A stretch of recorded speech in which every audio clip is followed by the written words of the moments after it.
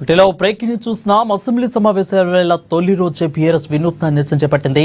సభకు హాజరయ్యే ముందు బీఆర్ఎస్ ఎమ్మెల్యేలు, ఎమ్మెల్సీలు, పార్టీ ముఖ్య నాయకులు గన్ పార్క్ వద్ద అమరవీరులకు నివాళులర్పించారు. బీఆర్ఎస్ వర్కింగ్ ప్రెసిడెంట్ కేటీఆర్ ఆధ్వర్యంలో ఎమ్మెల్యేలంతా యూరియా ఖాళీ బస్తాలను పట్టుకుని గణపతి బప్పా మోరియా, కావాలయ్య యూరియా అంటూ ప్రభుత్వానికి వ్యతిరేకంగా అన్నదాతలకు మద్దతుగా నినాదాలు చేశారు. రాష్ట్ర వ్యాప్తంగా రైతులకు వెంటనే యుద్ధ ప్రాతిపదికన యూరియా సరఫరా చేయాలని వారు ప్రభుత్వాన్ని డిమాండ్ చేశారు.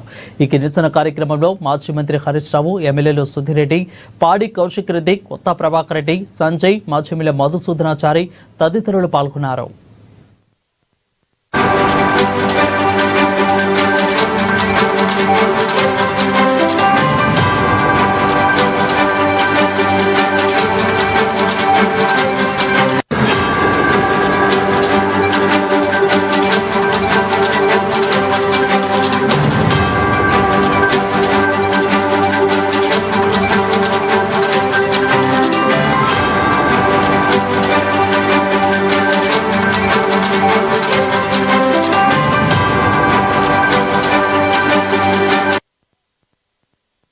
ఎందుకు ఈ రోజు కాంగ్రెస్ ప్రభుత్వం రాగానే తిరిగి ఆనాటి రోజులు మళ్లీ చెప్పులు లైన్లో పెట్టి, ఆధార్ కార్డులు లైన్లో పెట్టి, ఎరువుల కోసం లైన్లు కట్టి వర్షంలో పండుగ రోజు కూడా తడిచిపోయే పరిస్థితి ఎందుకు వచ్చింది?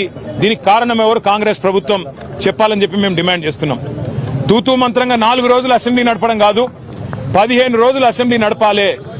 రైతుల అన్ని సమస్యలు, అధిక వర్షం వల్ల, వరదల వల్ల ఇవాళ పంట నష్టపోయిన రైతుల గురించి కానీ, ఎరువులు సకాలంలో మీరు ఇవ్వలేకపోవడం వల్ల బ్లాక్ మార్కెటింగ్ కాంగ్రెస్ నాయకులు ఎవరైతే చేస్తున్నారో, యూరియా మాఫియా ఎవరైతే కాంగ్రెస్ నాయకులు చేస్తున్నారో వాళ్ళ వల్ల రైతులు పడుతున్న అవస్థల గురించి కూడా బ్రహ్మాండంగా సుదీర్ఘంగా చర్చించే అవకాశం ప్రభుత్వం ఇవ్వాలి.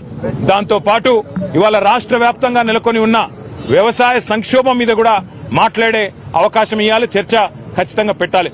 అట్లాగే ఫీజు రీయింబర్స్మెంట్ కూడా కాక పిల్లలు ఆగమైతా ఉన్నారు, వారి గురించి కూడా చర్చ జరగాల్సిన అవసరం ఉంది.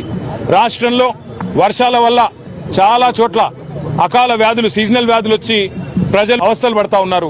దాని గురించి కూడా సుదీర్ఘంగా చర్చ జరగాల్సిన అవసరం కూడా ఉంది. కేవలం ఒకటో రెండో మీకు అనుకూలంగా ఉండే అంశాలు మాట్లాడుకొని దానిలో మైకు మీద కట్టు కాదు కాబట్టి, మాకు మైక్ ఇయ్యరు కాబట్టి మమ్మల్ని ఇష్టం వచ్చినట్టుగా దూషించి పైశాచిక ఆనందం పొందుతామంటే